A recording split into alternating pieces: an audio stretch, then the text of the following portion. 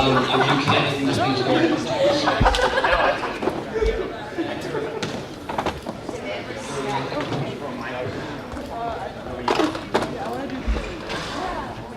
In the future, please do try and get here at 6:30. We need quorum to do anything as the Senate, and you're wasting everyone else's time if you choose to come in roughly 15 minutes late. With that, we're going to start taking attendance. Apia. Baruco. Present. Bennett. Bernardo.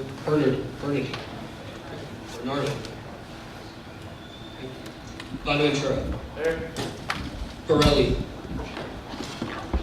Burns. Here. Corolla. Janice. Jocko. Gatheru. Jay. Javidi. Javisetti. Carl. Clayson. Kundu. Here. Manchester. McCarthy. McHugh. Here. Murray. Here. Nazaro. Here. Nenadol.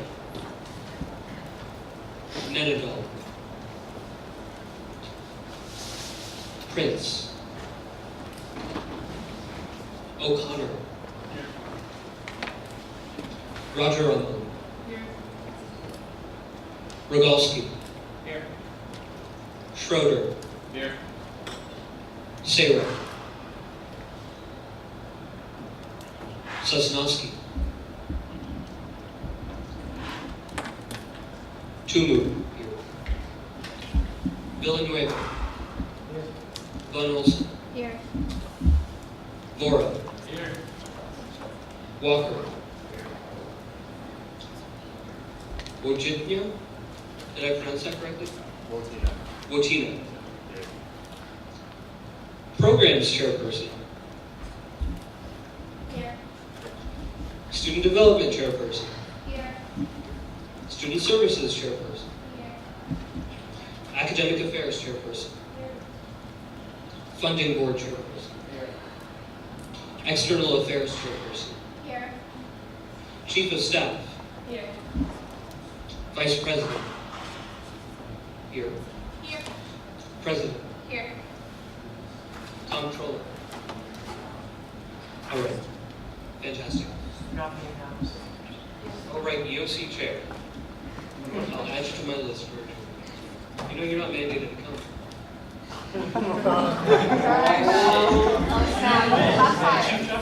Oh, that's true. He has class in Brooklyn. School comes first, folks. So, the first thing we have to do is we have to approve our agenda because exec was not able to meet this weekend, and so our agenda as it stands up here is not our agenda until we deem it so. So I'm going to move to adopt the following agenda by unanimous consent. Do I have any objections? Seeing none, the following agenda. The agenda in the minutes folder is now our agenda. Okay. So let's approve the minutes for the special Senate we held last week. Has everyone had time to go through the minutes? Has anyone seen any issues with the minutes? Okay, seeing no discussion. We will move to a vote on the approval of the agenda for the special Senate on the 30th of August. All in favor say aye. Aye. All against say nay. Abstentions? In the chair's opinion, the ayes have it. Okay. Fantastic. We'll move into reports. Do we have reports from our chair people?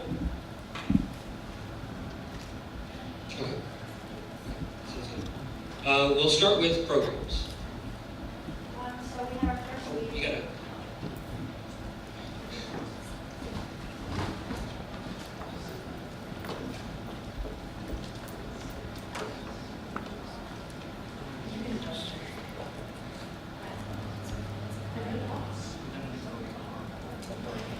Okay, so programs met for the first time today, so that was really exciting. We just had a couple of people in the committee, but we're really excited to really push our reading time and get some more people involved after orientation and all that kind of thing, and the involvement care, of course. And so we've still been working on the inventory system, and we're working on getting that implemented and figuring out all of the procedural stuff for that. And then we've started up the New York Times and Wall Street Journal programs as well. Are there any questions? Are there any questions for the chairperson? Seeing none, we'll move into the report. There's a question. Can you elaborate more on how the inventory system will benefit student organizations? Yes, so the inventory system is really important because with obviously cutting back on funding and trying not to be frivolous with anything, it's going to help because students will be able to rent out, not necessarily rent because there won't be a fee, but they'll be able to use our equipment, meaning cameras, speakers. We're looking to get drones, microphones, stuff for their events that would otherwise be used for something that would only occur one time, and then those things just go.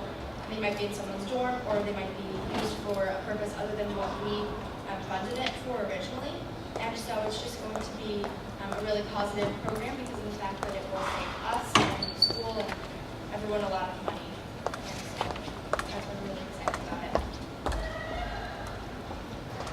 Are there any further questions for the chairperson? Seeing none, we'll move into the report of the student development chair.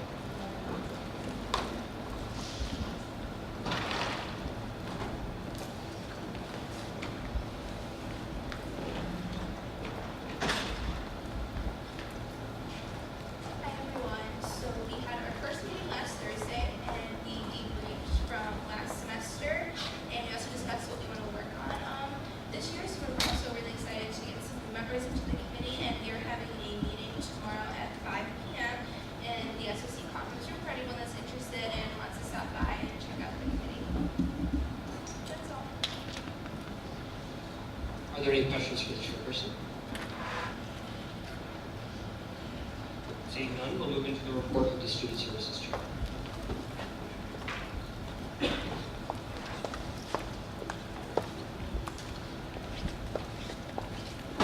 Hi, so we've had 2 meetings so far and it's been really great. We had a lot of new members yesterday, which is really exciting. We've been talking about a lot of things. Yesterday at our meeting, we recreated the sustainability subcommittee, which is really exciting. So we're going to be sending out a doodle either tonight or tomorrow on like times to see when people are best able to like go to those meetings, and from there I'm going to choose a chair and then we can get that back in track. Within like student services itself, we're going to be working on tampon time again. We got the supplies this summer and we're going to be talking to our committee on volunteers on places to dispense the products that we have. We also want to address hunger on campus this semester. So we've been talking to a sociology professor by the name of Phoebe Godfrey on coming in and talking to us about the status of food security for UConn students right now. And we also want to do some sort of collaboration with the Bursar's office and Office of Student Financial Aid Services to have a comprehensive step-by-step like explanation on tuition increases, like some sort of event for like students to come and like get help on like financial literacy, what's going on with their fee bill and that kind of stuff. So that's what we're on right now. Are there any questions? Are there any questions for the chairperson? Seeing none, we'll move into the report of the academic affairs chair.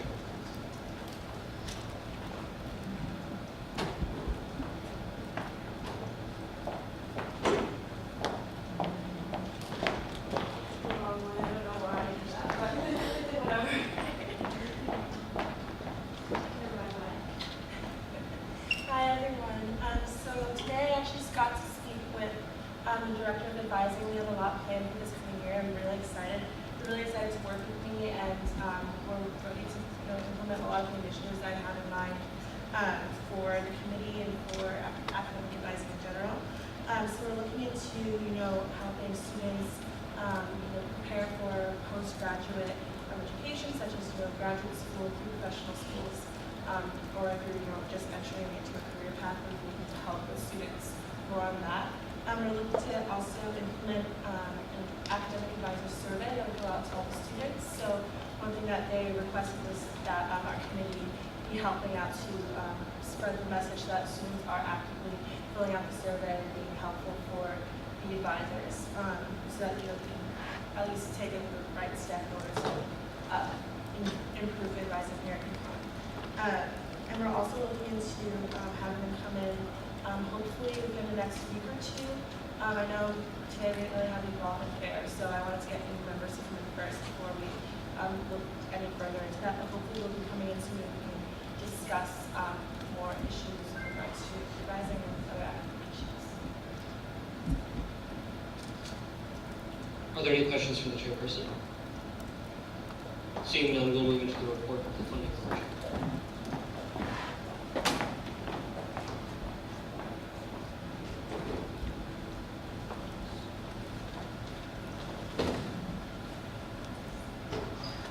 Hey guys, so right now funding is going pretty well. I'm working on making funding a little more efficient this year.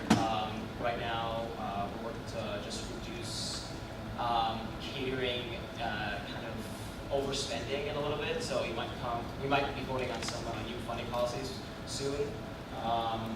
And I'm also building a new board, so hopefully we'll be voting for that next week. I'm in the process of training 9 individuals who come up, and if anyone here wants to join the committee, I still have 1 spot left.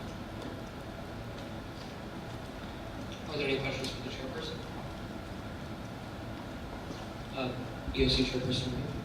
What is the process you will be undertaking for revising the funding board policies? Will there be any input mechanism for the students at large?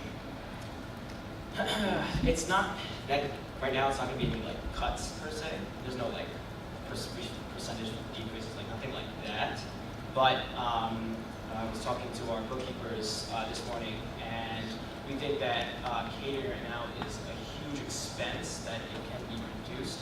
There's a lot of overspending that comes with catering, and so right now nothing's official, obviously, but we want to reduce on that overspending and just make it a little more efficient. Are there further questions for chairperson? So, I guess that doesn't exactly answer my question as to, is there still going to be some sort of student input mechanism?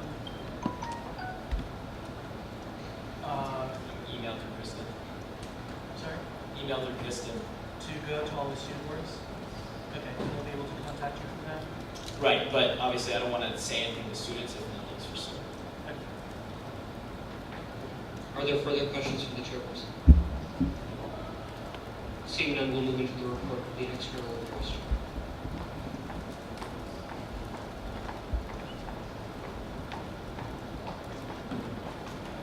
All right, hi everyone. So our first meeting is actually going to be this Friday from 2 to 3. So if you're interested in coming, hopefully you're on my email list. If you have not been getting emails from me, let me know and I can add you to that.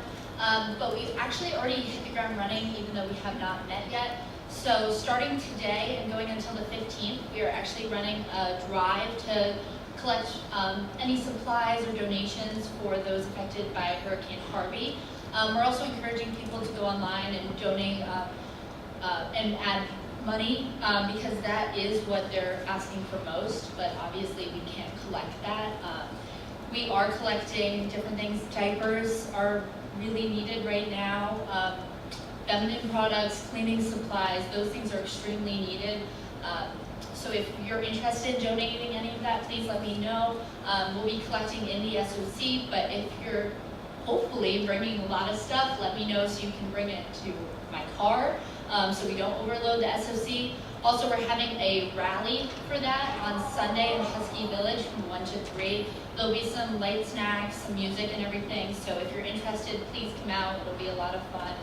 And yeah, we're really excited. Hopefully, we won't have to have such a big drive for Hurricane Irma, but we are ready to continue this if they need things as well. Thank you. Are there any questions for the chairs? We'll go to Senator Ruka. Is a goal of external affairs to have like donation bins in residence halls so constituents can more easily donate supplies for the hurricane?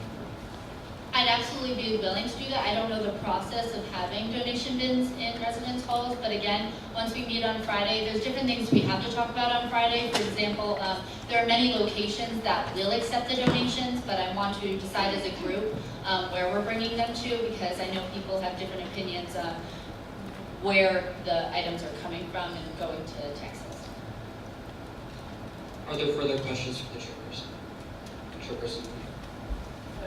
Is external affairs going to do anything with the state budget? I'm not sure if that actually impacts UConn, but I do think it would impact Mansfield. Is external affairs actually taking, or is external affairs planning on taking any action on that? Again, that is definitely something we're going to end up talking about on Friday. We're going to do a little activity too to see what people are interested in taking on.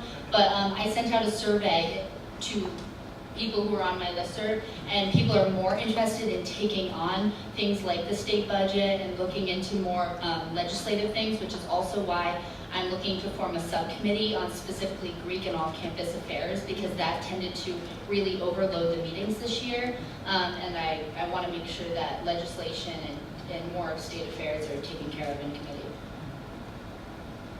Are there further questions for the chairs? Seeing none, we will move into the report of the Chief of Staff.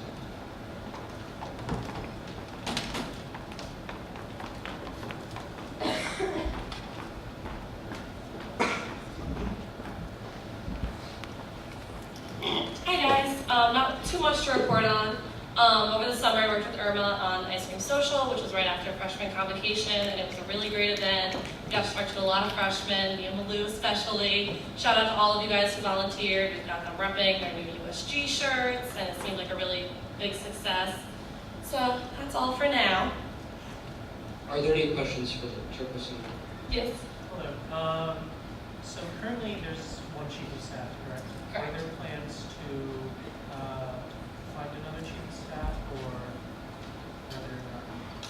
The plan is that Kyle is going to kind of do a double public relations and chief of staff position, so he'll be supporting me kind of as both. Okay, and that's the plan for the remainder of this academic year?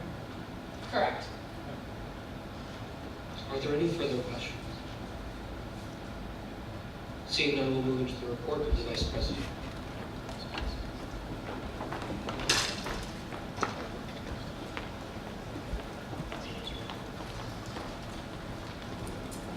Hello everyone, I hope everyone's having a good second week of classes and had a great 3-day weekend. So obviously my biggest undertaking so far has been the involvement fair, which got pushed. I don't know about you guys, I'm happy we didn't have to stand out there in the rain today, for sure. But thank you for everyone who filled out the shift schedule. I'm hoping to be able to just move that to next week, although I will send it out again just in case if someone has something else that came up and like coincides with next week's date. Everyone can edit the shift schedule and just confirm and make sure that those shifts still work for them. I'm so glad that it filled so fast. I wish we could have more people there, but sadly the amount fair is being pretty hard on us this year on all organizations and only allowing like 2 people max at the table during those times. So if needed, we might maybe break it up into more like half-hour shifts or something, just to figure out, see if we can get more faces there. Other than that, so keep on a radar for just updates on the shift schedule for the involvement fair for next week moving on. And then from there on, thinking about orientation coming up, hopefully the last weekend in September. So. Are there any questions for the Vice President? Seeing none, we'll move into the report of the President.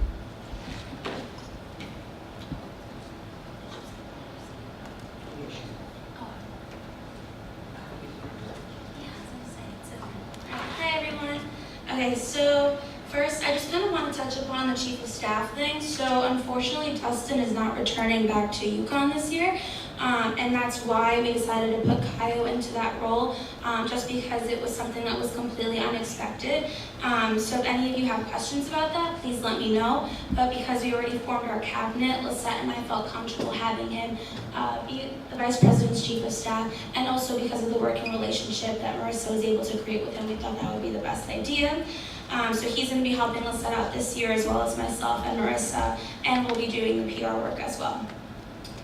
With that being said, we do have shirts left from the Freshman Ice Cream Social, and so those shirts we're planning on actually giving out next week in the SOC space to invite freshmen in. Since the packets will also be out, it'll be a nice way to get freshmen to know a little bit about our elections, so a little 2-for-1 right there.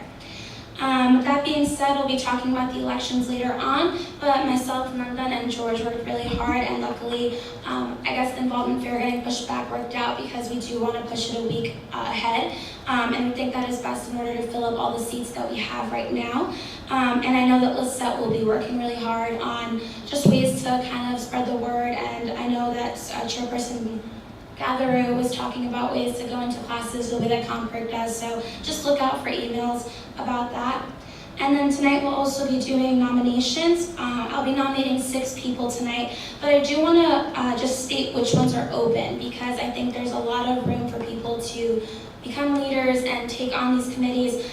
So there is 1 position with GEOC, 4 for University Senate, 2 for Senate Enrollment, 1 for Senate Faculty Standards, 2 for Student Welfare, 2 for Scholastic Standards, 1 for University Budget Committee, and 2 for the Diversity Committee. So if any of those are interesting to you, just shoot me an email. I'm really not looking for anything crazy. I really do think that everybody in this room is capable of serving on a committee, so I'm not really gonna go hard and deny anybody. Every single person that submitted a letter of intent will now be serving on a committee, depending on if you approve them or not.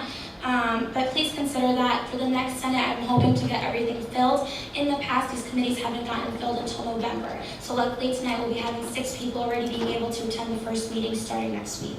And then lastly, I'll be working on a parking memo with Chief Justice Stern that we will be presenting to Vice President Dr. Gilbert. So the parking initiative is something that I want to work with Stern with, just because he did have some great ideas. So I'm looking forward to that partnership. But other than that, that's pretty much it. Are there any questions for the president? Oh, wait, sorry, completely forgot. So I have actually posters here for the elections. Right now, Res Life is just asking that we stall on putting them on bulletin boards. So if you live on campus and you have a door, your own door, not anybody else's door, feel free to grab one after this and just to put it up on your door. I cannot emphasize enough though, please don't put them on other people's doors, don't slide them under anyone's doors. We don't want to mess up anything with Res Life because they've been really awesome about everything. So just for now, grab one at the end, put it up on your door, even if you're in an apartment on campus, anything like that. It's a really great way just to share the message about elections. Senator Jane. Would you be able to explain a little bit more about the parking initiative? Yeah, so this summer, Dr. Gilbert asked that we create a memo stating everything that we're hoping for with the parking services. And so the biggest issue that I've heard this summer is just the commuter overnight parking. They've taken that away. So I know a lot of students are pretty upset about that, and I've gotten a few emails as well on that. But then also representation on the parking appeals committees. That's something that Stern wanted to do. So Stern and I decided to work together on that, just so that we have one cohesive voice from USG asking for those things.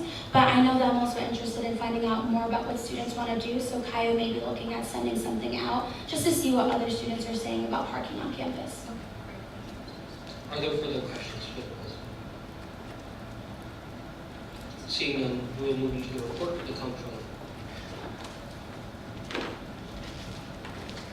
Hey guys, so a few things I've lost to talk about. First most, I am looking for a deputy comptroller, and this year I kind of want to do things a little different. I'm looking to add kind of 2 people just to have some either internal and external, or 2 people from internal, because we do have a lot of work this year. So if you are interested, I will be sending out an email probably later by the end of this week.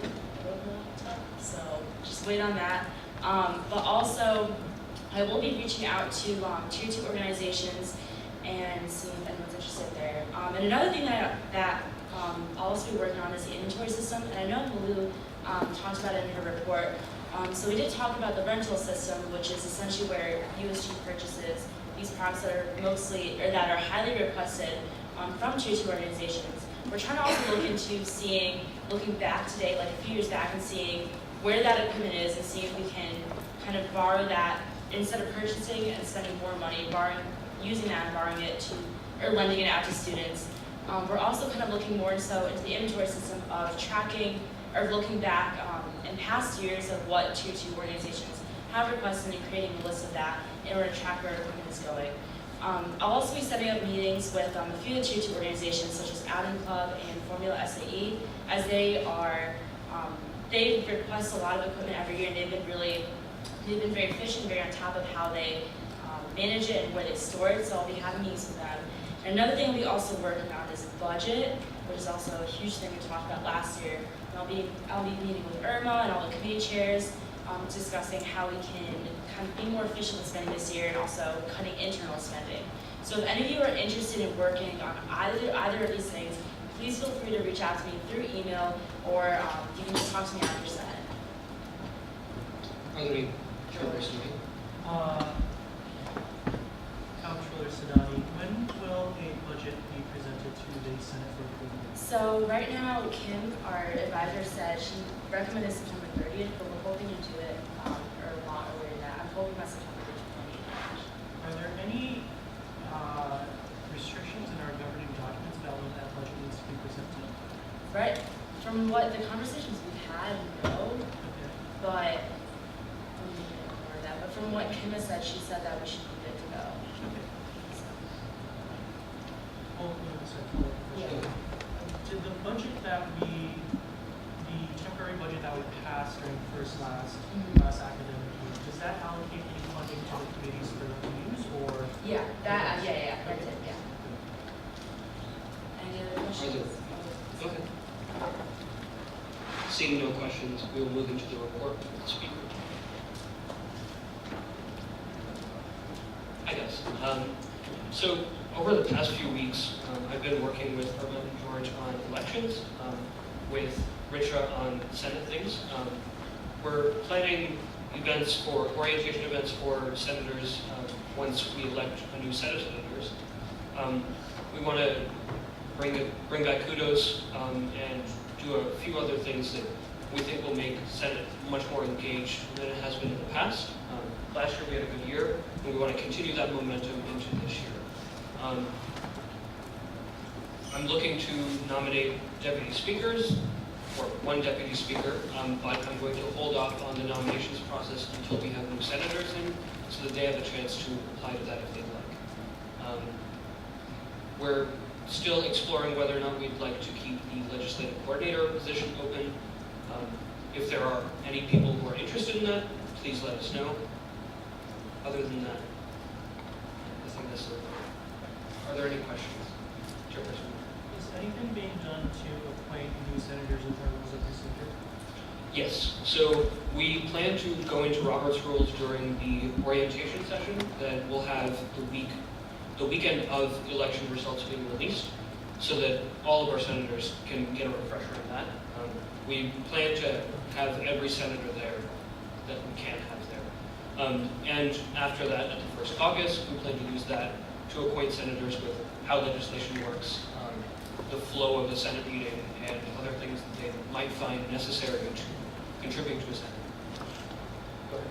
Will anything be done to acquaint new senators with rules of procedure before that? Because I, for instance, noticed that when we were voting on the minutes, there were no abstentions, but some of the people in this room may not have been around for last night, so technically their voting is out of order. That's correct. I think that we should take measures to do that. Initially, we were planning on having our next Senate would be the Senate with all of our new members. We planned on doing an orientation during that session. But given the delays because of the involvement fair, we're going to have to find a way to introduce new senators to rules of order. Yeah, we have a guide written by Speaker Wang that we can use to catch these people. But I mean, catches, everyone's got to read it, and we're all very busy, so I'm not sure if we're going to have the right reading rates. Are there any further questions for the speaker? Seeing none, we will move into the next order.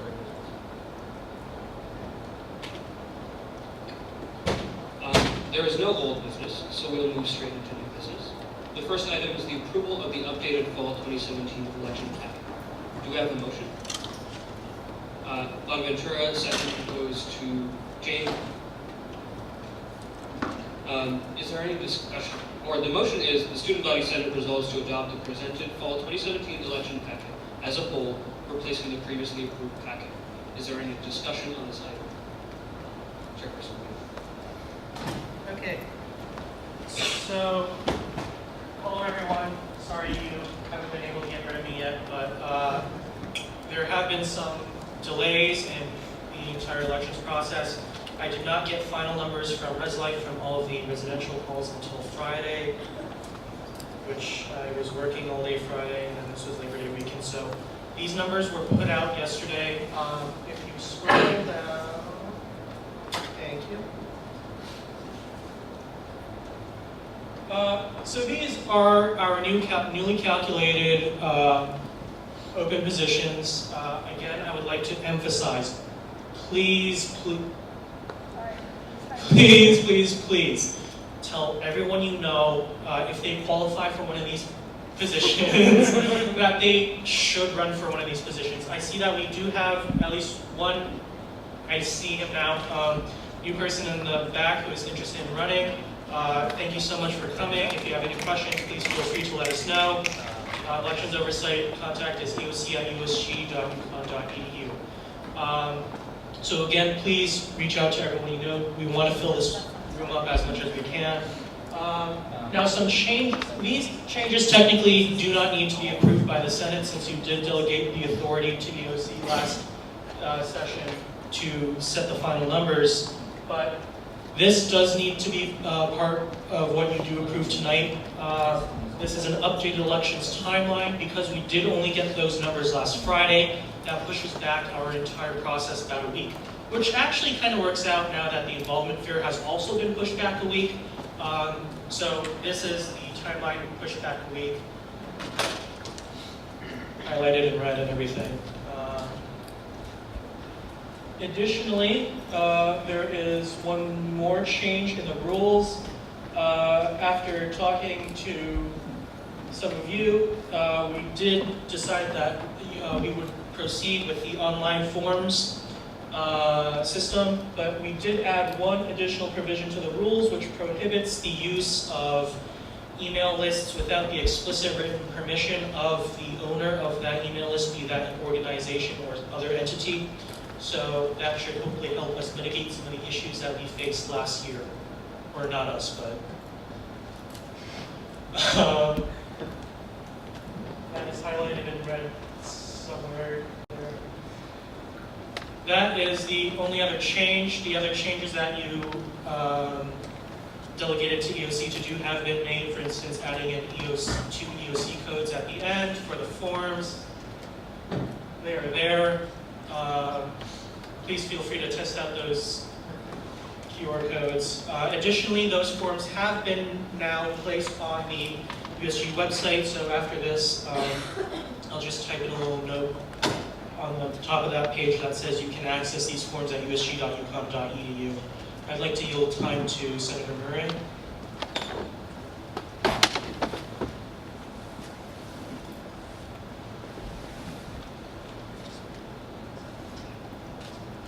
So about an hour and 15 minutes ago before we started, I tried to click on those links to see what they were, and I was denied access because I wasn't part of the proper organization.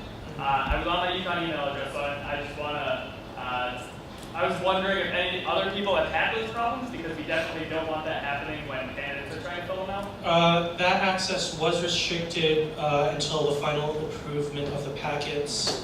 If you want to take a look at it now, you can, but just because those are now technically on the website, we didn't want people filling them out in case changes were later made, if that makes sense. So as soon as this meeting is over, we will be opening those forms up, and if you want to, yeah, click on whatever. This is what it looks like. I might change the color scheme later, but other than that, the actual content is set. Thank you. Yep. You see the other. Yeah.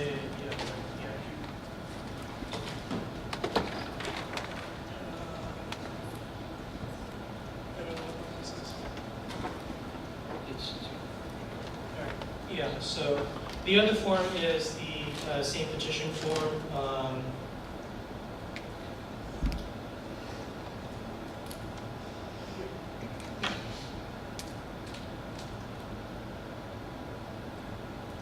So this is the form that you will have your prospective petitioners fill out to sign on to your petition sheet. We believe that this will save a lot of time for candidates as opposed to having people fill it out manually on a spreadsheet and then type it in. Additionally, past EOC chairs have experienced problems where during that transfer process, that ID or a PeopleSoft number might have been mistyped, which invalidates that result. Hopefully this reduces the occurrence of that. But yeah, are there any questions that you'd like to pose to me? I'd like to yield time to the speaker. One thing that we discussed last time this packet was up for approval is the inconvenience of having people sign this form on this website as opposed to filling out a physical form. What do you say to critics who say that the paper form is the way they're?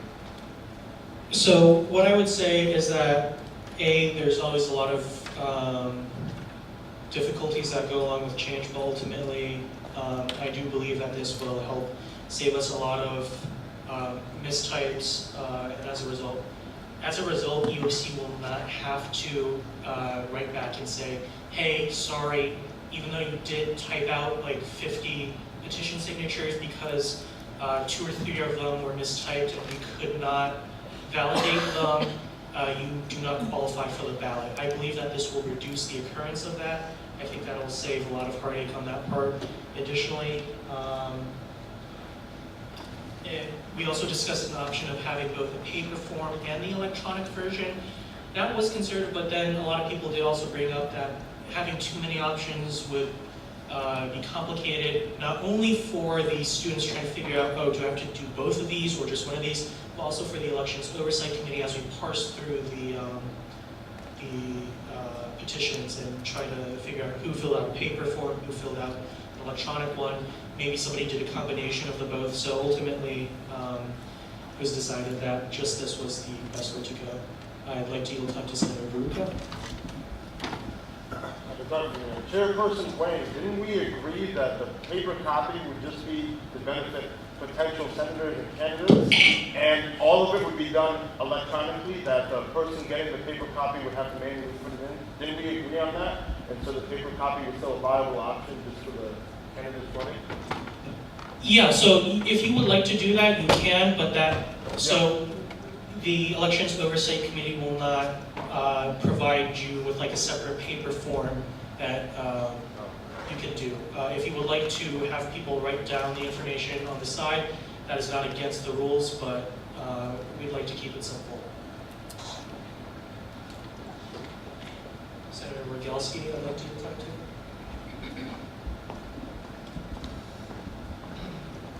Yes, Mr. Chairperson, There's a switch. Trying to sabotage you. It's still no, there we go. All right, cool. Mr. Chairperson, just as a question, so if we're using this electronic form, how are the candidates to know how many people filled out that form for them? So you could ask your friends to like do it and send it into like a group chat or something and say, hey, I need this many people to sign this form for me, but there's no way for candidates to know, unless I'm wrong? How many people signing for that? So at the end of every day, once the election process has begun, somebody on EOC will basically, these will all go into a spreadsheet automatically. We will click on the spreadsheet, we will click sort by last name, and we will basically be able to collect all the numbers. We will send that out every night. Additionally, we are exploring the option of using JavaScript to script out a macro that will automatically inform people, but I cannot guarantee at the moment that that will be in place, but at the very least, at the end of the day, reports will be available. Additionally, people can also always email EOC for an update at any particular time. Awesome, thank you. Yep. Reclaiming my time and yielding to Senator Schroeder.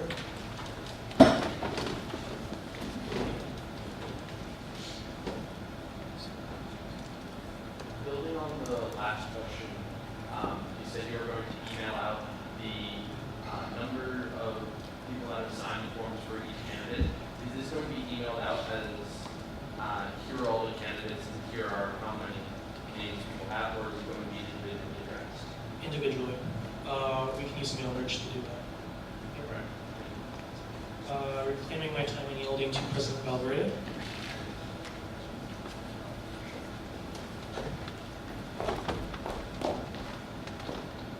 Quick question. So, you're the only person on EOC right now. That will change today.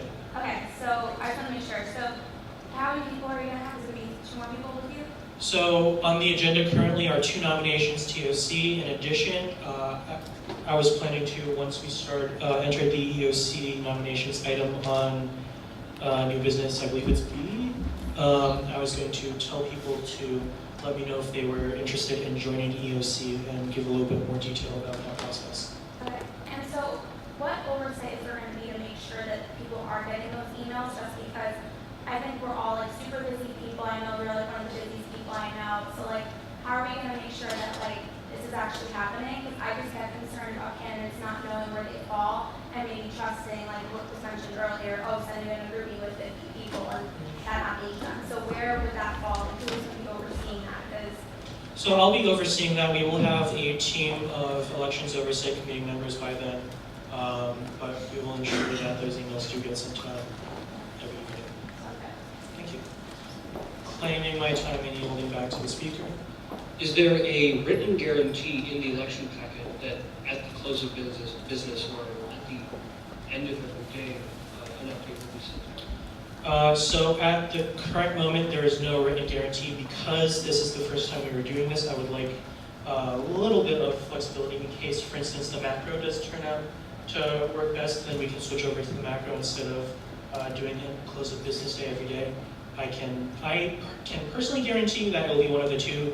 If you would like it in writing, you can move to amend this amendment of a motion that we previously passed and write that in. But I can tell you that from at least me personally that I can guarantee you either end of close, not necessarily close of business day, but each evening or a macro. Whether it's done in a macro form or by someone actually going through the list, the end result to the candidate is the same. They get an email every day with the number of people who signed the form in their favor. Not necessarily. So the idea with the macro is that once you hit certain landmarks, you'll get a notification. For instance, after you hit 25 or 10 within your constituency, or then 30, 40, 50. So the amount of information that is being sent out live and exactly when it's being sent out, how many times it's being sent out a day may differ. So you'll either get a notification as soon as you hit that landmark, or every evening you'll get a notification with your accumulated results.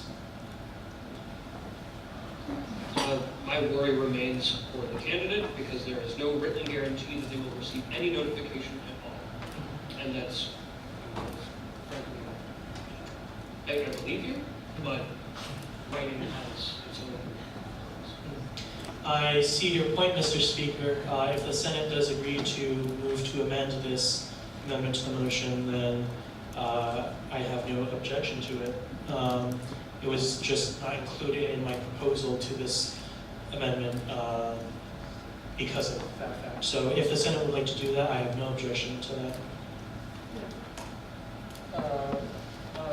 Reclaiming my time, if I may, Mr. Speaker, and yielding to the Vice President.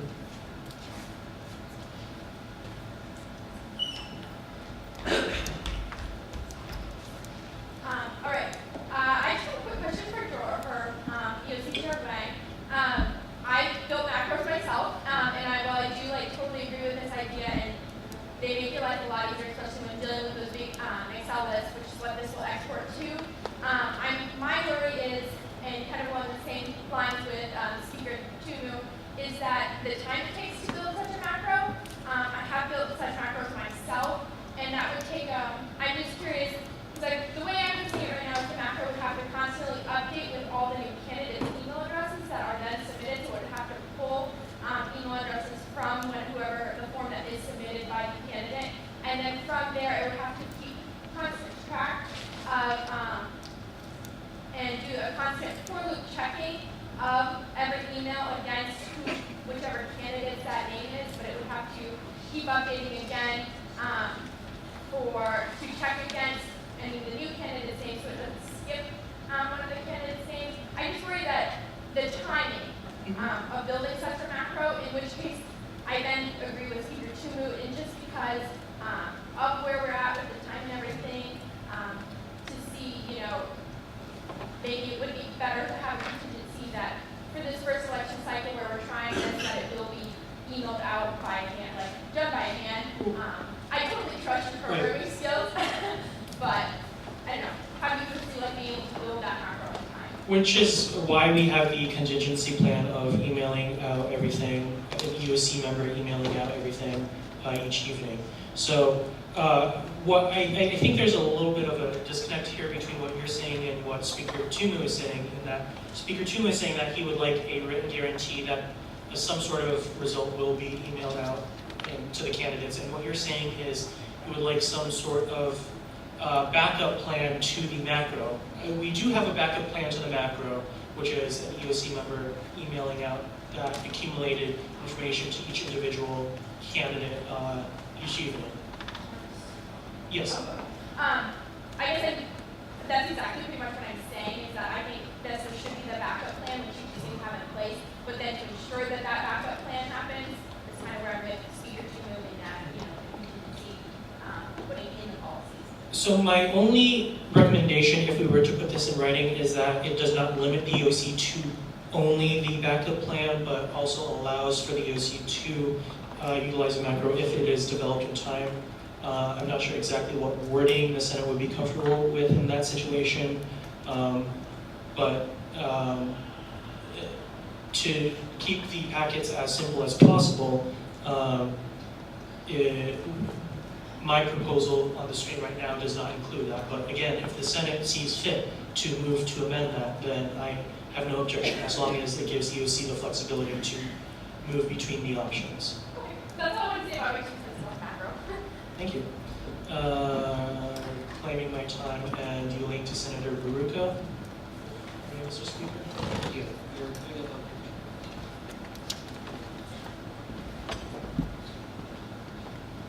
Just to make this Senate meeting go timely, alleviate your concern and Speaker Tumu and Vice President Johnson. What happens if we put somewhere that candidates can contact the EOC with the EOC email to receive updates on the petition appeals? That way, each candidate can read that, and it makes them and puts less work on the EOC. I can see that it's not as transparent, it's not as nice as having each day you get updates, but this makes it more manageable for you, lets the candidates know, and they have to read each line in the election packet anyway, every single word. So you include that, it's up to them. What would be your thoughts? Thank you, Senator Baruko. I think that that's an excellent idea to put in writing that the EOC chair must respond to requests for petition signature updates. If the speaker obliges, perhaps there could be a unanimous consent amendment to this proposal to add to the bottom of the election rules and policies section of this packet that the EOC chair must respond within 24 hours of a written request to eoc@usg.uconn.edu for petition signature updates. If the speaker I obliges. think such a request would be in order. Do we have a senator willing to make that motion? Well, Mr. Speaker, parliamentary inquiry. So my suggestion was a unanimous consent. So from the chair, if there's a. Yes. Well, do we have any further discussion on this item? Parliamentary.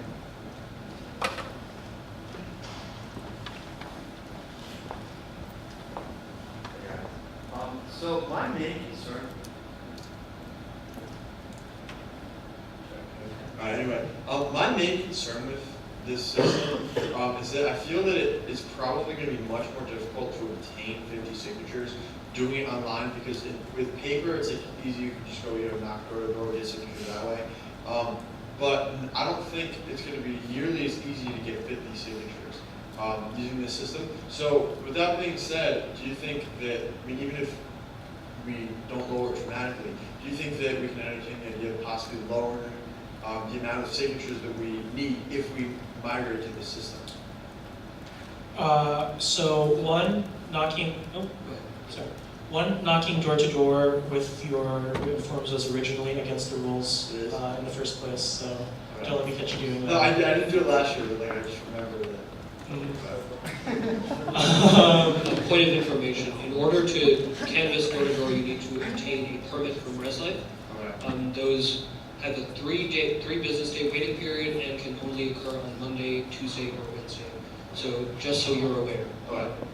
You may canvass door to door, but you need permits to do so in residential areas. Failure to obtain that permit is grounds for not necessarily disqualification, but under the 3-strike system, some sort of action by the EOC judiciary. So don't let me catch you doing that. But as to whether or not this will make it more difficult to obtain 50 signatures, it's my thinking that, if anything, this will make it easier to obtain those 50 signatures. You can still go around with a device to obtain your petition signatures. You are still prohibited from going around with a device to collect votes, since that violates polling station rules, but you are not prohibited from going to, for instance, a gaggle of people on Fairfield Way and passing around your phone and telling them to fill out your petition for you. But if they have to be any constituents, I'm going to advise that we return to order and we call on each other because there are other people who would like to speak. So go ahead, finish your point, and then. No, just I was going to say, but they have to be in your constituency. So, if you don't know everyone in your constituency, how would you, get the signature in a fair way? You have to be, there has to be some sort of a way that you can canvass around your constituency, right? So you, Go ahead. Mr. Speaker, reclaiming my time,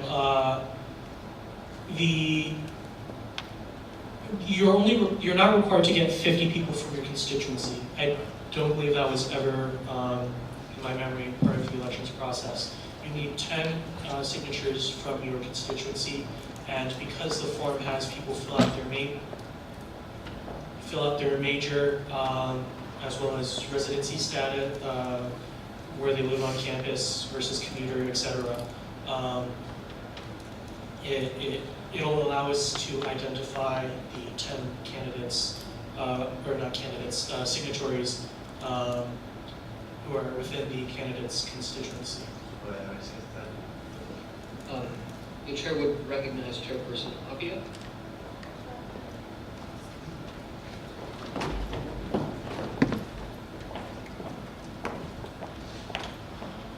I just want clarification as to the statement that you cannot go door to door to get signatures, just because because I haven't personally done it, but I know a lot of people have done that in the past, and I want to know when that was put in place, if that was ever put in place before, and if it was put in place before, how can we make it clearer, because I know that's how a lot of people do get their signatures. I'm going to yield this point of information to Chairperson.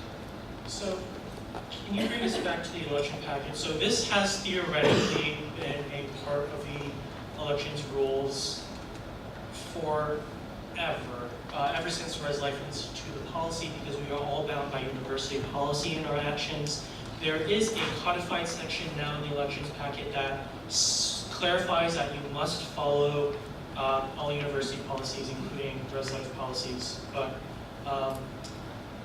I do know that in previous years, certain candidates have gone door to door to obtain either signatures or votes.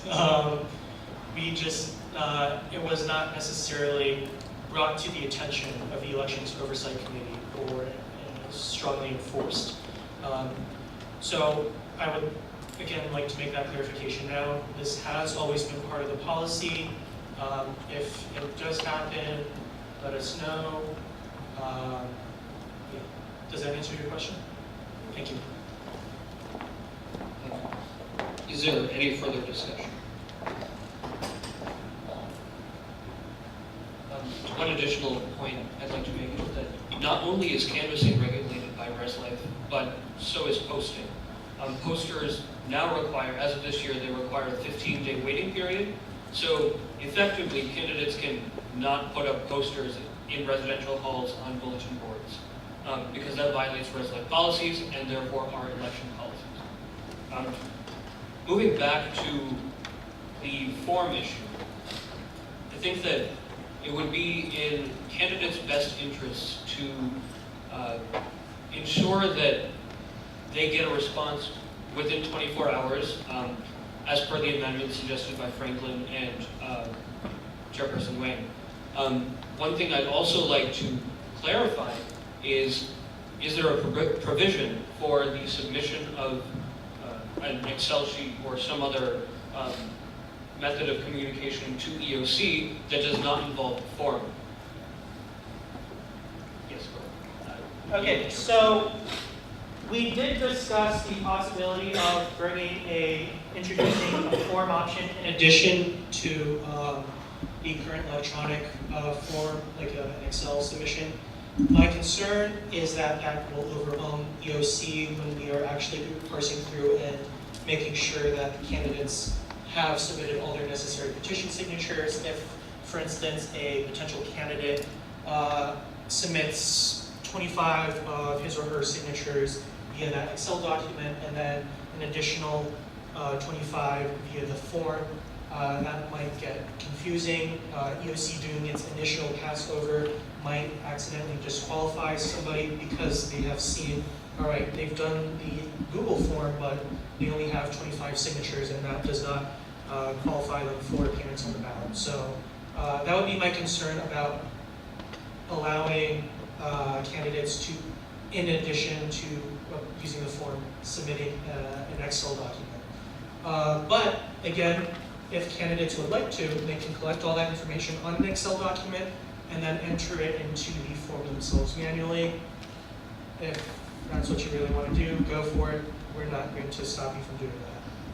But I believe that having everything in one place for EOC will be the best. Is there any further discussion on this item? Just one last quick question, Chairperson Wayne. There's two forms. There's a forms and there's a petition by peers. So if I'm reading, right now, I'm under election and campaign policies, number 2B, and it says petition by peers, that they must put in everything electronically. We understand that. But then it says these names and associated university identification numbers will be submitted through forms. But then, isn't that the petition of peers? What are the two links and how are they different? So the two links, so the initial forms link, so who here, well, I mean, obviously everyone here has run for an election in the past, but you used to have to go through the paper packet and there'd be a series of forms at the end, for instance, the copy code honor form you check that box and then sign at the bottom. So those have all been collected into one Google form, and that is the first link that you see. Okay. The peers, petition by peers, is a separate thing. Does that answer your question? Yes. Good job, Jake. That's really neat. Is there any further discussion? Oh, and are we would like to formally make a motion then to make that amendment that we all agreed upon? Yes. And- Can you please restate the motion Yes. for the minutes? And George, do you want to use, I feel like your language is a little bit better. Would you like to use your wording? I already forgot my wording. Okay. Well, I have it written down here. I'd like to make an amendment I motion to make an amendment to the document under 2A, under 2B, under petition of peers, I believe it'd be, the third thing added, number 1, 2, and 3. Do you find that? Can you actually scroll down to it so everybody can see and make sure I'm doing it correct? I'm trying to put it so that it shows that it's qualified for. Yep, we're under petition by peers. What do you think that should go best, Chairperson Wong? That the EOC will be there for contact.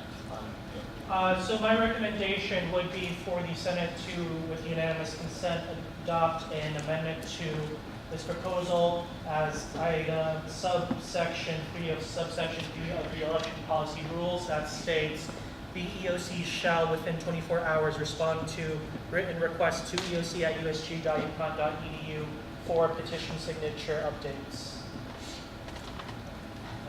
I'm going to add that to this document, and then I'm going to add that to this document, and instead of doing it by unanimous consent, I'd like to do it by a vote. The EOC,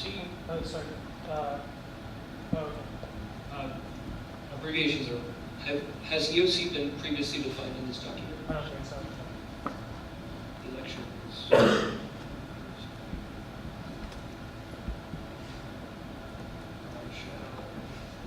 You can use point of information. You can use EOC there because Elections Oversight Committee was already correctly about it. If you want to put it also be misconstrued as Elections Oversight Chair or committee. So when I was writing the document. Okay. Nope.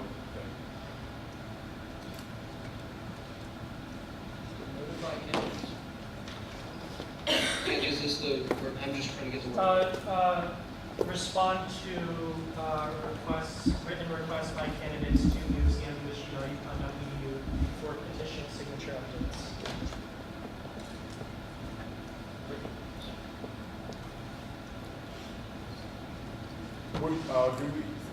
Would we like to include, is the email for the DOC listed somewhere else? Because just saying, just for ease of access, if somebody's reading that, should we include the email right next to it so that the parents see the email? I think that makes it convenient to have that email right then and there so that they don't have to flip through the document. All right. And also,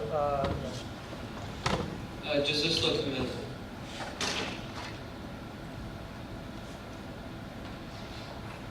can you put a comment in front of shall?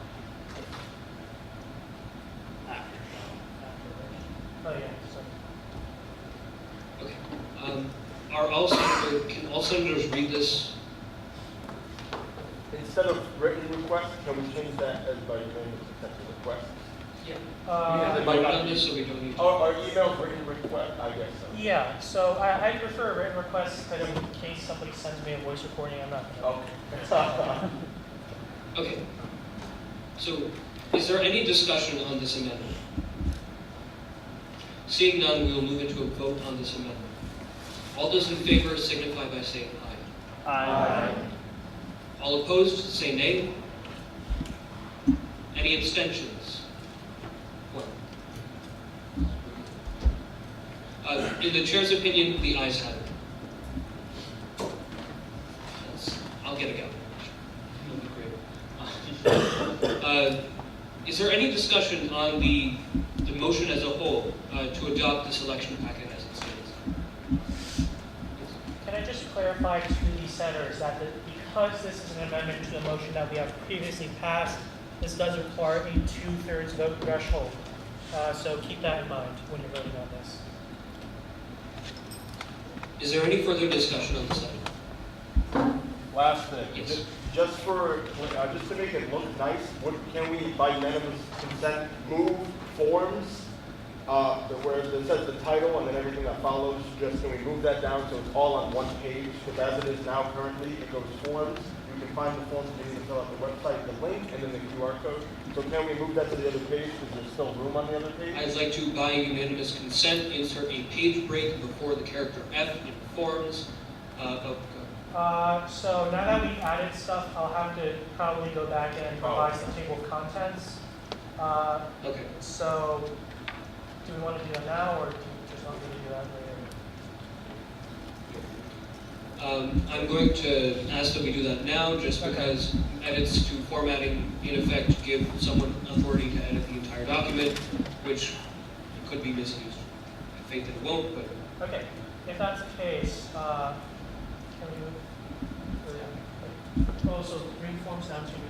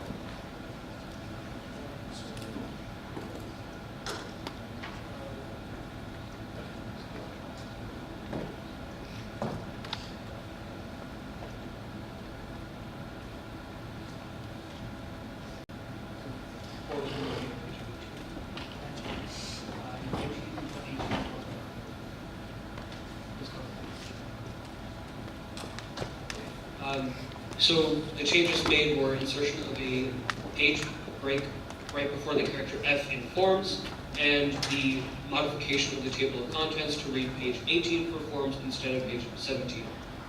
I'd like to do this by unanimous consent. Are there any objections? Seeing none, the amendment is accepted. Is there any further discussion on this topic? Seeing none, we will move into a vote. All in favor signify by saying aye. Aye. All opposed signify by saying nay. All abstentions? The ayes have it. In the opinion of the chair, the ayes have it. And the motion carries. Fantastic. Yay, election president. All right. Our next item of business.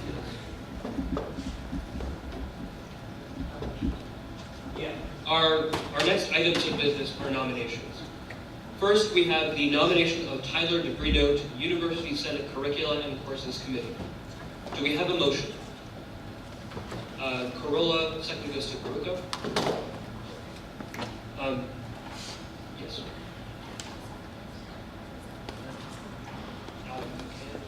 I'm just going to so you all know, I'm going to be accepting it on his behalf because he couldn't be here. But he did serve on the GEOC committee last year, so that's one of the subcommittees under this committee, so he's really familiar with it.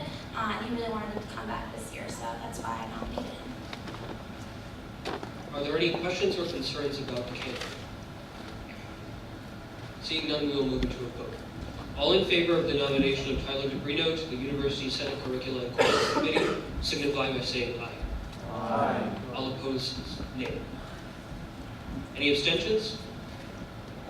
The motion carries. Next, we will move into the nomination of Wawa Gathering to the University Senate Curricula and Courses Committee. Do we have a motion? Corolla, second goes to O'Connor. Y'all know Chairperson Gathering. She's great. I'm so excited that she's going to be serving on one of our committees. And like I said, obviously I did not put her as a chair. I think she's going to be great on this committee. And that's it. All right, I'm going to momentarily recuse myself from the chair because I'm up next. Next, we have the nomination of Nandam Tumu to the University Senate Growth and Development. Oh, wait, I apologize. We haven't voted on this. All in favor signify by saying aye. Aye. All opposed signify by saying nay. Any abstentions? Great. The motion carries.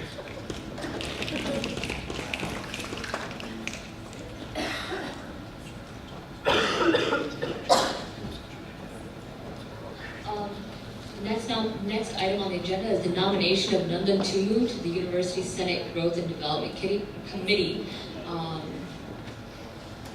The chair entertains a motion to approve this item on the agenda. Nomination. First to Chairperson of Programs. Are you Senator? Oh, Okay, well, first goes to Senator Corolla. A second motion by Senator Murray.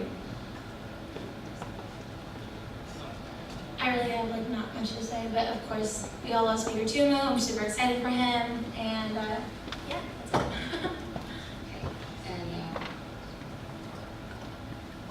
that's it. Yeah. Is there any discussion? Okay, no discussion. All in favor? Oh, we are now moving into a vote. All in favor? Signify by saying aye, please. Aye. Okay. All opposed? Any abstentions? One by Senator Speaker Tumu. And this motion carries.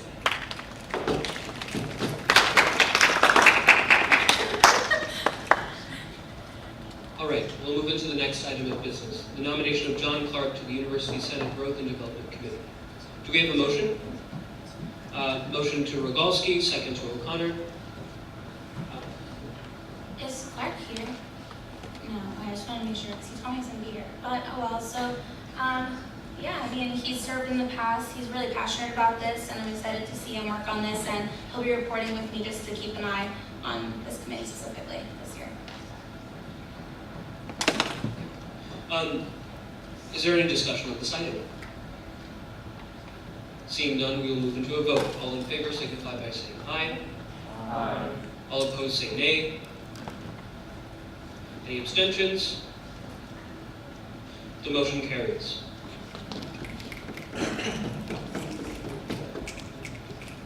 Next, we will move into the nomination.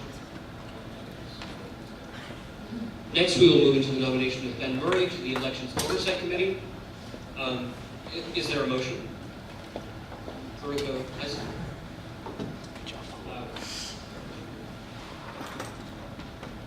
All right, so if you don't know him, Murray is that guy in the back with the glasses.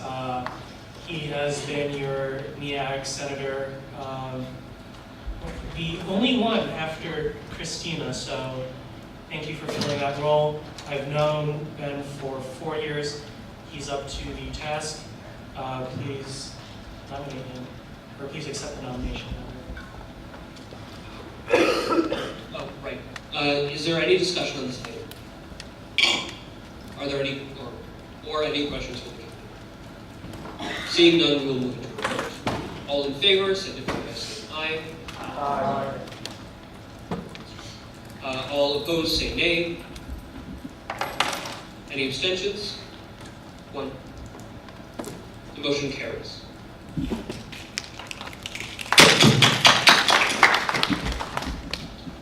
Next, we will move into the nomination of Soumya Kundu to the Elections Oversight Committee. Do we have a motion?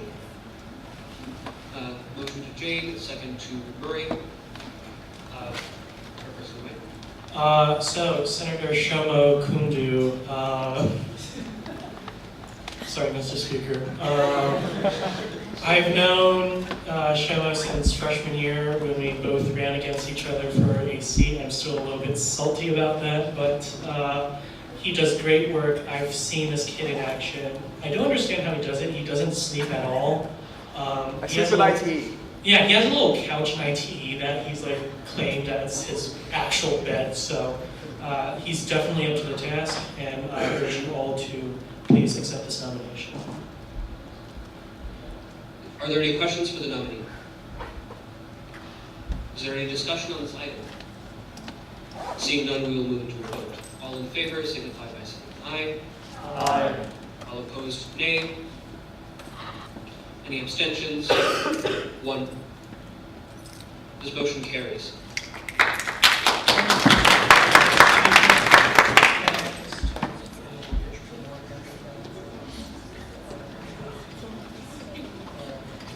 Sure. Thank you, Mr. Speaker. So you just saw the nomination and approval of Senators Murray and Kundu to the Elections Oversight Committee. If you are no longer planning on ever running for a USG position again in your life, please let me know, because we are looking for fresh blood to add to our committee. We are currently 3 strong. It is a very, very intense 3, but I'd still like to add people to the committee, especially as the Elections Oversight Committee considers expanding its scope throughout later this year, so that we have more stuff to do when it isn't necessarily elections time. So if you are interested, please let me know. I can tell you I definitely have quite a few interesting projects on the back burner. Some of them are pretty hot, so let me know.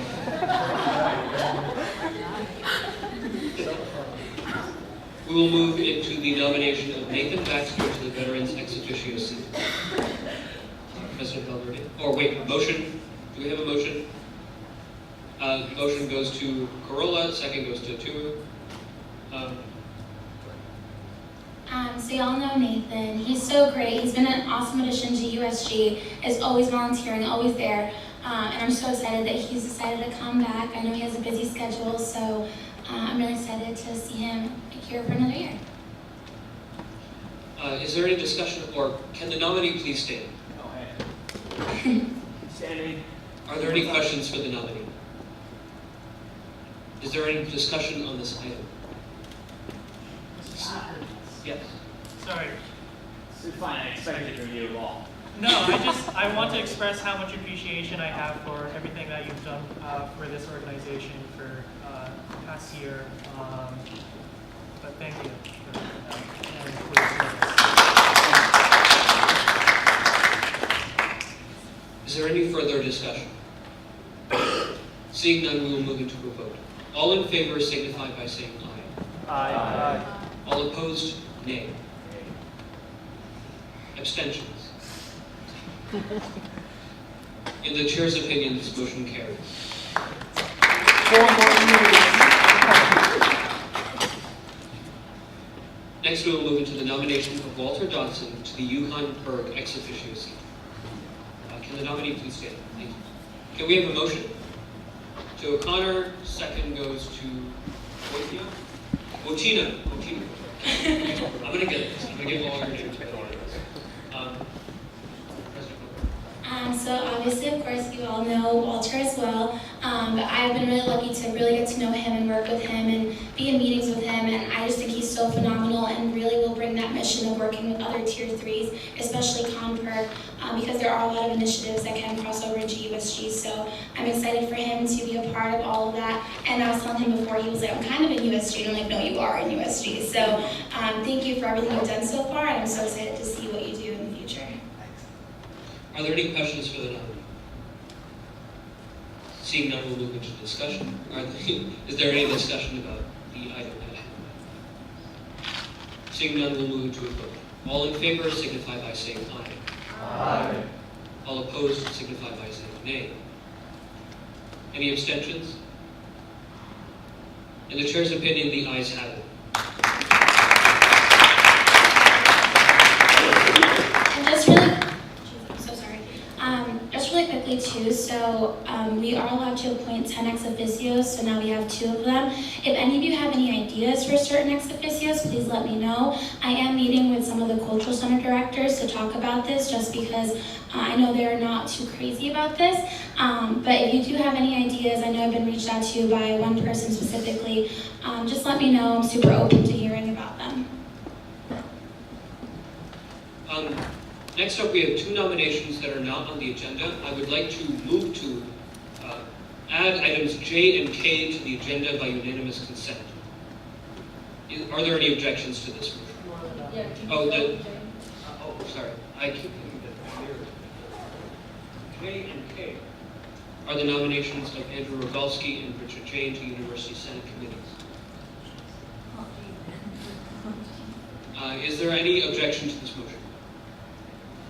Seeing none, we will add items J and K to the agenda. We'll move into the nomination of Andrew Rogalski to the University Senate Faculty Standards Committee. Do we have a motion? Motion to Motina, second to Bonaventura. Can the nominee please stand? Thank you. President Alvarez. So Andrew actually served on this committee last year, and he's super passionate about going back and being able to still work with the Faculty Standards Committee, and I know he'll do a really great job, so that's it. Are there any questions for the nominee? Seeing none, we'll move into discussion. Is there any discussion on this item? Seeing none, we will move into a vote. All in favor signify by saying aye. Aye. All opposed signify by saying nay. Any abstentions?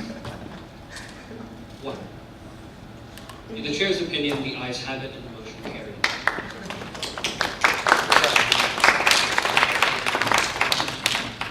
Next, we will move into the nomination of Richard Jane to the University Senate Budget Committee. Do we have a motion?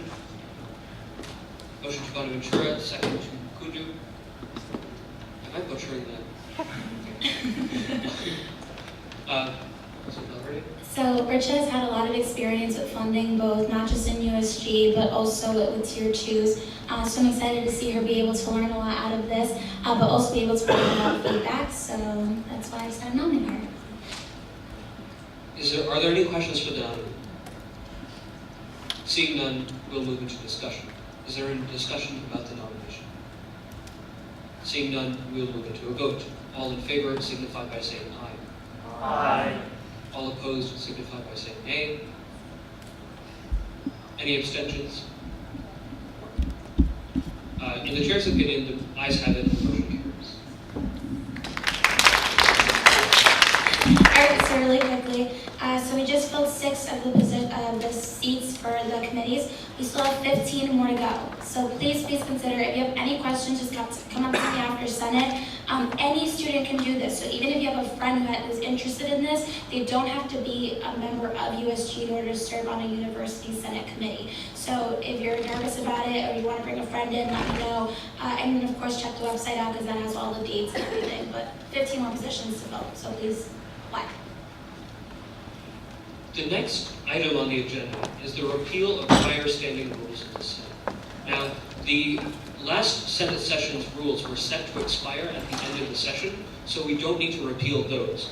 However, there may have been previous Senate rules that have been lost to the abyss that is Google Drive and minutes keeping and all of this stuff. We've lost other things before, and this way we've just got a clean slate. The resolution on the table moves to repeal the standing rules that were passed last year, and also any standing rules that were approved in years prior, just to cover all our bases here. I'm going to put this resolution up on the screen.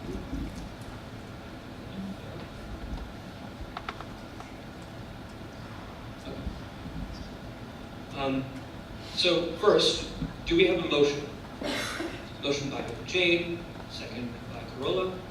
Do we have any discussion? I'd like to start the discussion.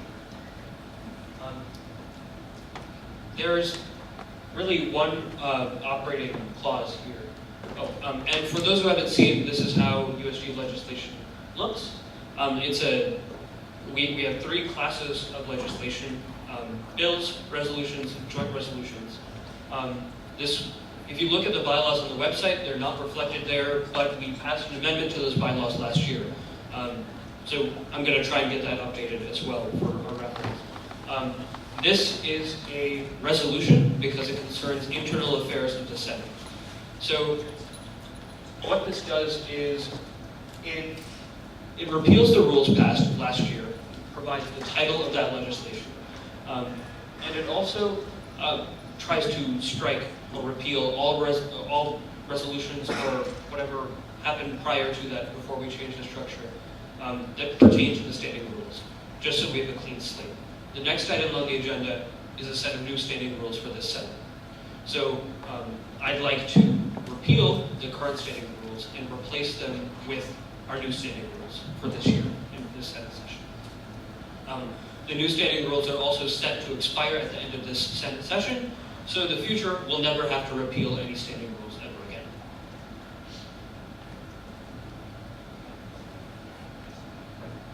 So I can't preside for this legislation, so Richa is going to.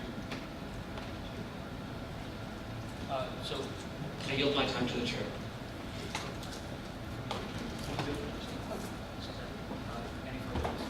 Is there any further discussion?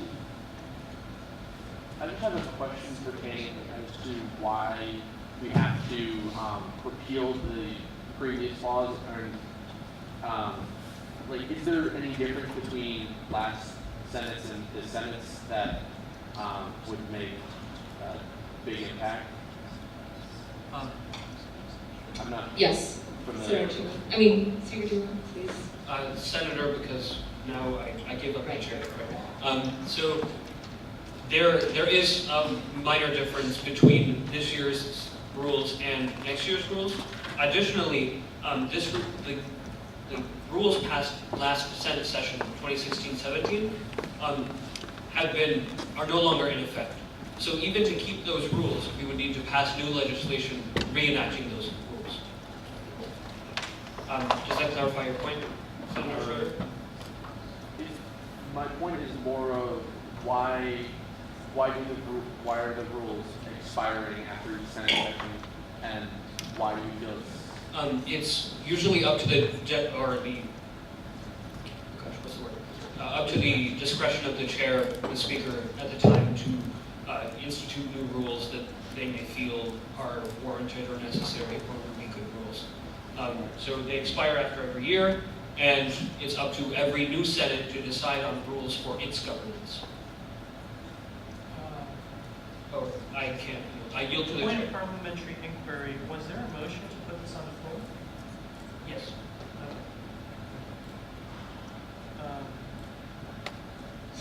I yield to the chair. Chair recognizes EOC Wang. Okay. So correct me if I'm wrong, Mr. Speaker, but was there not a piece of legislation last academic year that dissolved all legislation from academic years previous?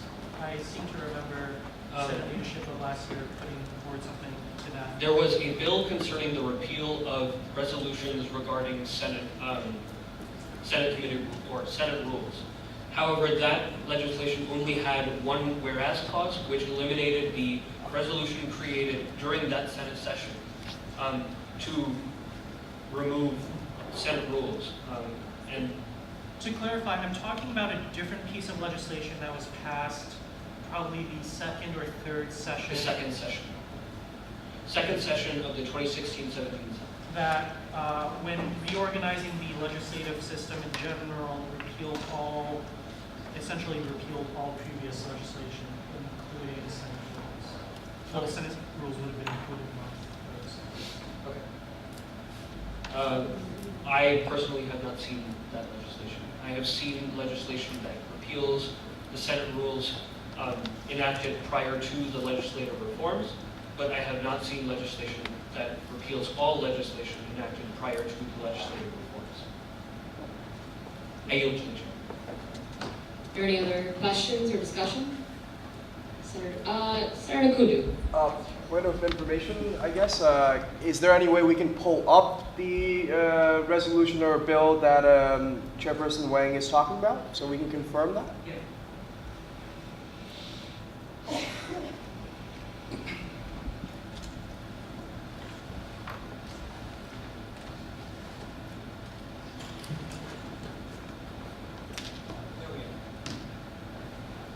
So, point of personal privilege, Mr. Speaker, this isn't the legislation I was talking about. Oh, wait, this is, are you sure?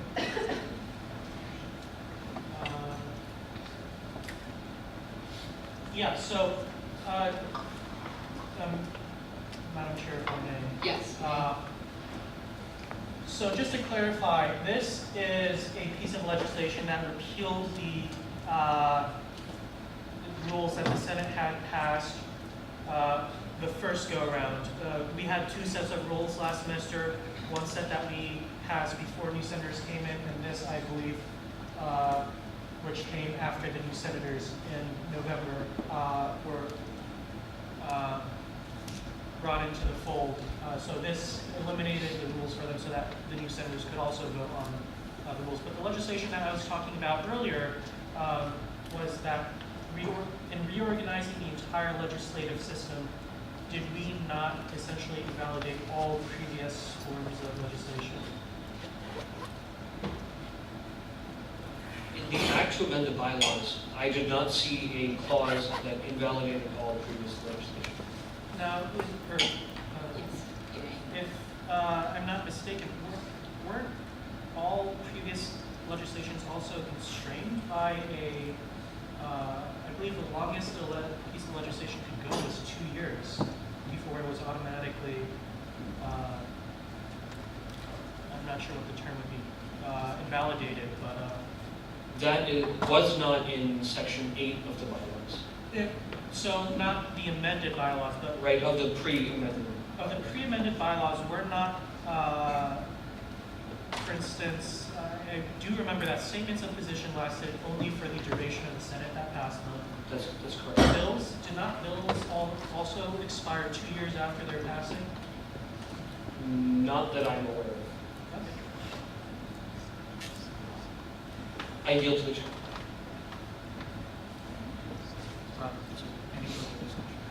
Is there any further discussion? Senator Schroeder, sorry.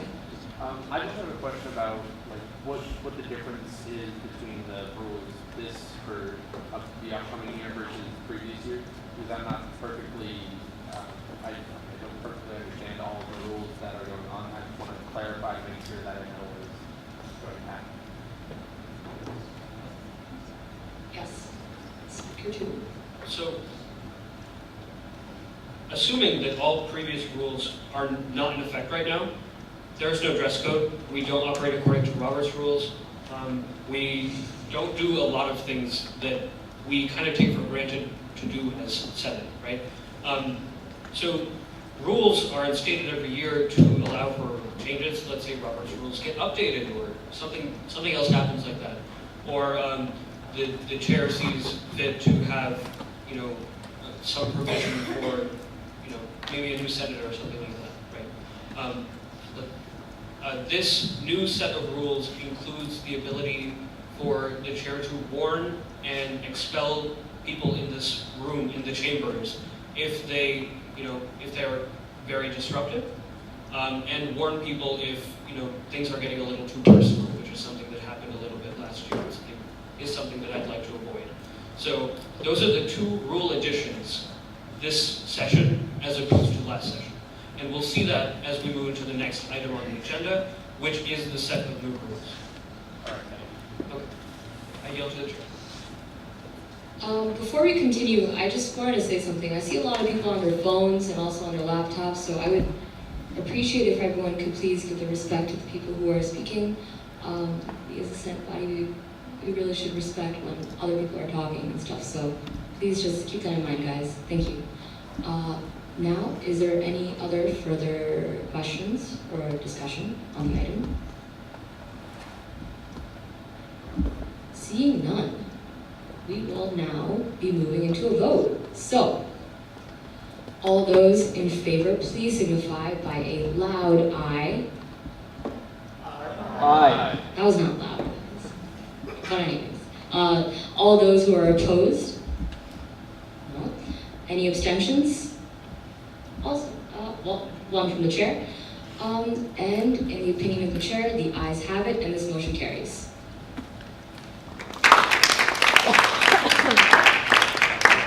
now there is absolutely zero chance that there are any rules governing this Senate. So now that we know that, let's move into the next item, which is the adoption of the Senate standing rules. I'm going to pull these up, and I am not permitted to chair this either. So I'll be turning it back over to parliamentarian Jim. Oh wait, we need a motion first. Yeah. Do we have any motions? One from Senator Tu and another from, what? Von Olson. Yes. Is there any discussion on this item? Speaker Tu? All right, so these are the new sets of rules. One thing that I'd like to talk about as a body is the time to submit legislation. So, exec approves agendas for Senate, and we meet on Sundays at 6:30. So, I would need any legislation to be submitted to me prior to that, but I'm pretty amenable as to when that legislation can be submitted. Last year, it was 11:59 p.m. On the Saturday of, and that's fine by me if that's fine by you. That's the first rule. The second one is that any legislation submitted will follow the template that we provide. This template is just the standard document we use as the backing for all of our legislation. You'll notice that this legislation and the legislation that came before it look the same. That's because of that template. We govern ourselves using Robert's Rules, the 11th edition.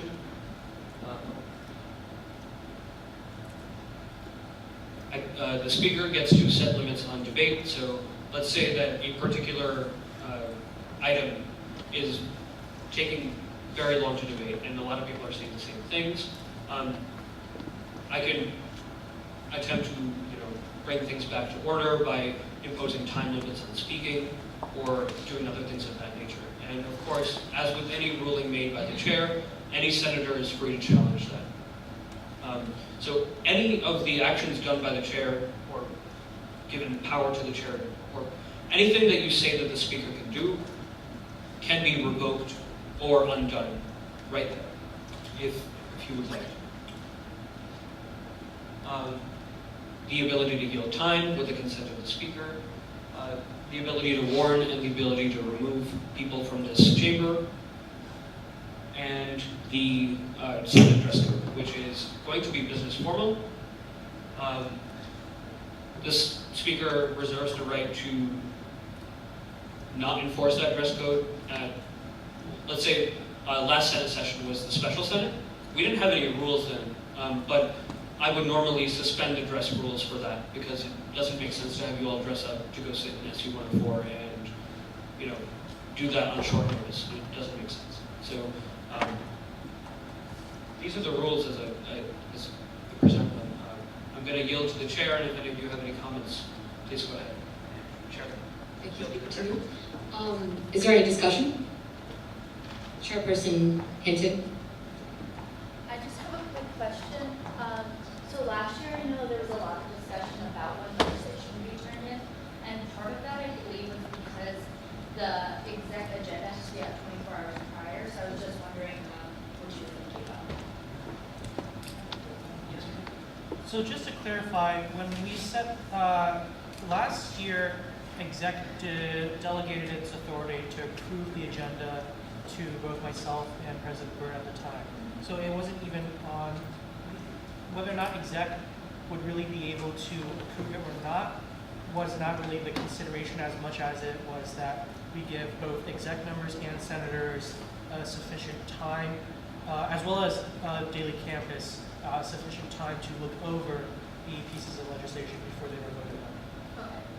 So that was my only concern because say someone sends it to you 5:30 before exec, I don't know if that's sufficient time for us to be able to look at it, or daily campus as that example. Well, so yeah, I agree with those concerns. I don't think we should move it to 5:30 on Sunday. But if senators want maybe until noon on Sunday or something like Okay, I I just would need be- you setting a time. that. Yes. Perfect. Thank you. Yeah, thank you. Yield to the chair. Any further questions or discussion? Senator. Senator Baxter, I'm so sorry. How different is this from the standing rules last year that we just revoked? Because he, Nandu, said for number one, it's the same as last year, but he didn't describe it for the other ones. Yes. So every item on the rules is the same except for ability to warn and eject and the ability of the speaker to withhold or not enforce dress code for a given session. Those are the only 3 new provisions. Okay, thank you. To the chair. Any further comments, discussion, questions? Seeing none, we will now move into a vote. All those in favor, please signify by saying aye. Aye. All those opposed? None. Any abstentions? One from the chair. And, in the opinion of the chair, the ayes have it and this motion carries.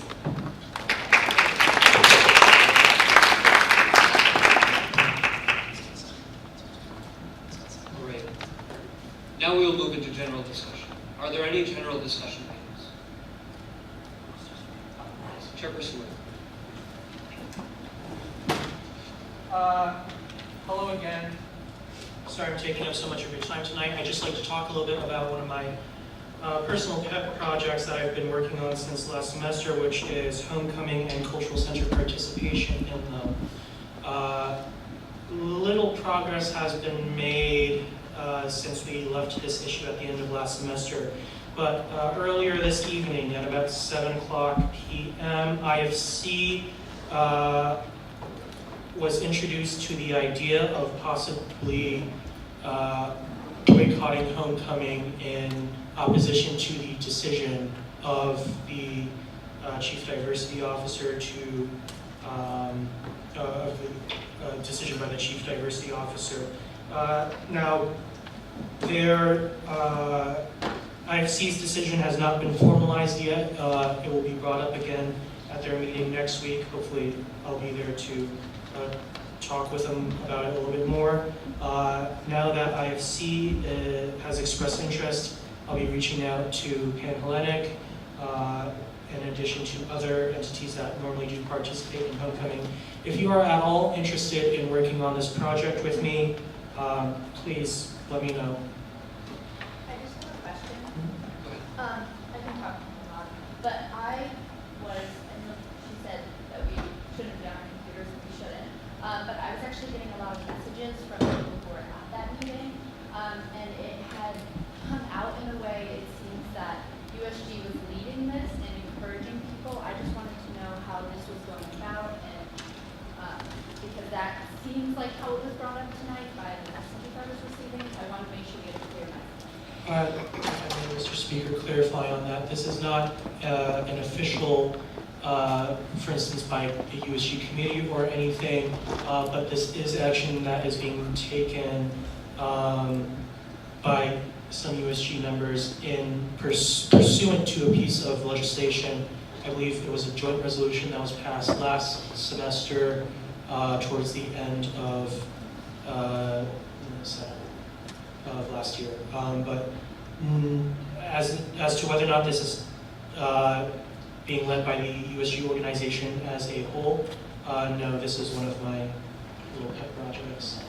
If there is that miscommunication with IFC, then I'll gladly I was not able to attend the IFC meeting tonight because I was here with you all on the elections packets, but I'll gladly clarify that with them. But no, this is more of an independent coalition that includes USG members. Thank you. Senator Crowell. Can you explain that happened? I don't need vaguely familiar with what happened this last semester. I'm going to yield that point of information to So that's a very good question, and you'll get a very different answer depending on who exactly you ask. The official university stance by CDO Murchison and the university spokeswoman Stephanie Reeds, is that this decision, first of all, is not really a decision, but sort of is, and that the decision has not been amended since its initial issuance. But what we are hearing from members of the cultural centers and from USG members who did meet with CDO Murchison close to the beginning of this whole situation last year is that there is a lot of, it's either miscommunication or straight up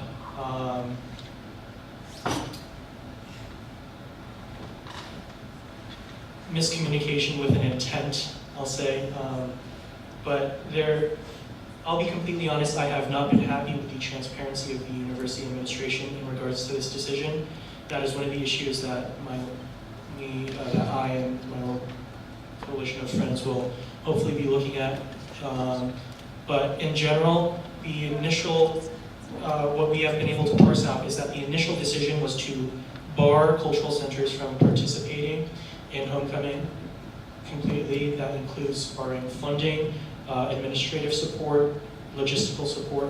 The decision was later, as we understand, changed to just that the cultural centers could not participate with their departmental titles, but it could provide funding and logistical and administrative support to groups affiliated with the cultural centers and allow them to participate in that way. What we're hearing now is that the decision has been and always has been that this was a recommendation and was not ever something that was decided. That's just simply not true. We have written evidence to show otherwise. So I am disappointed with the administration's response on this, but that is one of the things that we will hopefully address. Does that answer your question? Thank you. Are there any further discussion items? Seeing none, we'll move into announcements. Senator Dawson. The long track up here. Hi guys, I'm Walter. I'm from Concord. I'm sure a few of you have heard me say that in your classes, but I just wanted to let you know what we got going on. So we have, this semester we're running 6 campaigns, which is a lot. It's actually the most that any PERG chapter in the country is doing. And the first 2 weeks and 2 days of the semester, we run our recruitment drive, and it's pretty similar to how fraternities and sororities do Rush. We try to get just a whole lot of people involved. And our initial goal was 1,300, and that was for the entire 2 weeks and two days, and we broke that in 2 days. So now we're moving it up to 2,000. So if y'all or any of your friends want to get involved, come talk to me or come to our office. We're in 214, right down the hall from the SOC, kind of in that warehousey hallway that kind of is sketchy.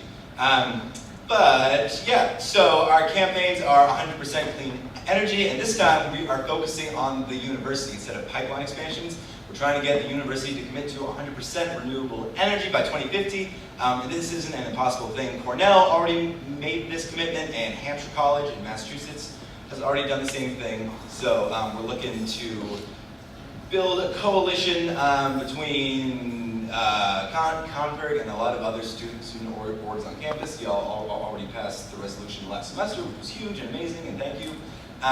So yeah, we've got 100%. We've got our Dunkin' Donuts campaign. We're trying to get rid of the styrofoam cups. They're just ridiculous, and there's no point to them whatsoever. You can buy a mug, and you will not have to use a styrofoam cup again, ever, until that mug breaks. We're also trying to still make textbooks more affordable. Chris Murphy endorsed our campaign, which was crazy and awesome.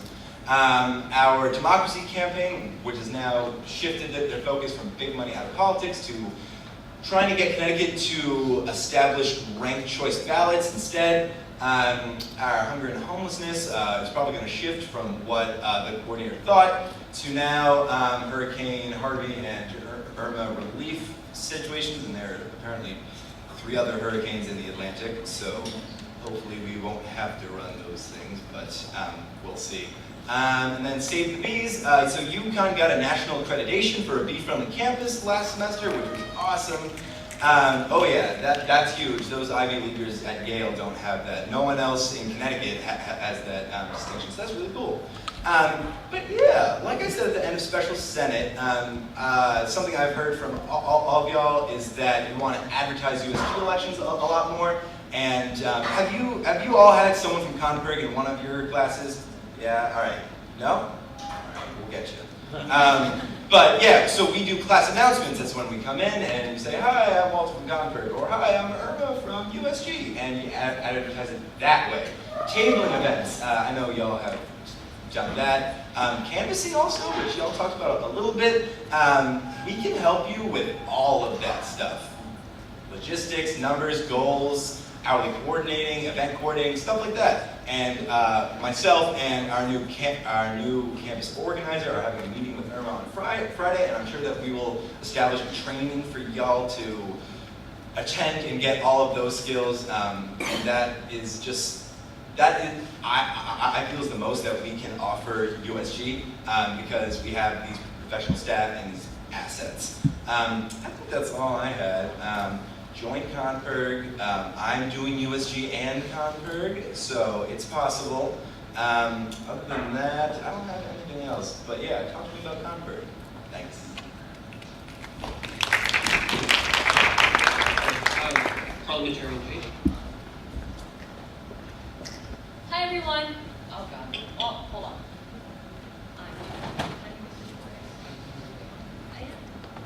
Oh, there it is. There it is. Okay. Hi, everyone. First, I wanted to say congratulations to all our new senators. You guys have made it through Special Senate and also, I guess, our official Senate. So kudos to you. I'm really proud of you guys. Good job. The reason I'm here is to let you know that I sent an email out to all the senators, legit probably 5 minutes ago. If you check your inbox, it is in there, and there are 3 very, very important forms that senators, new and old, need to fill out. The first is an intake form. Some of you I know have done that, but if you haven't, then please get to it. The second is senator office hours, which are very crucial. And the third are your committee preferences. I know that some of you have already started to attend committees, and that's perfectly okay. Just please indicate which committee or committees, because you're allowed to be on multiple, you are attending. And these 3 forms are due no later than 11:59, so basically midnight of this upcoming Friday. So it gives today, tomorrow, and all of Friday to fill it out. These forms are very short, but incredibly important. So please get to that. And if there are any senators that you know that aren't here, but you know them personally, please tell them to do that, because this is so important for us to get senators assigned to office hours, the intake form, and the committee preferences. Sorry. So that is on that. And then also, you'll notice towards the end of the email, Nandan and I are working on a sort of special orientation for new senators, because we both feel that it's very important for, new and old alike, but it's very important for everyone to kind of get the flow of well, how does Senate run? How do I dress? How do I do this? All that stuff. So we will be doing that soon, so if you feel confused today, have no fear, we're here to help you, and that is coming up very soon. And besides that, that is about it. And I hope you have a wonderful night, and cheers. Are there any other announcements?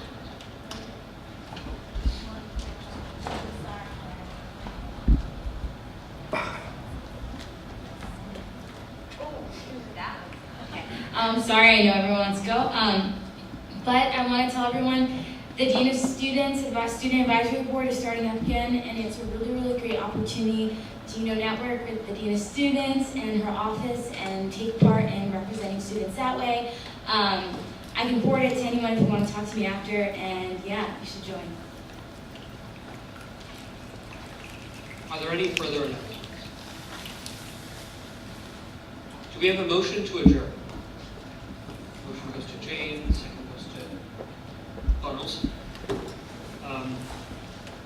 All in favor of adjourning, signify by saying aye. Aye. All opposed, signify by saying nay. Any abstentions?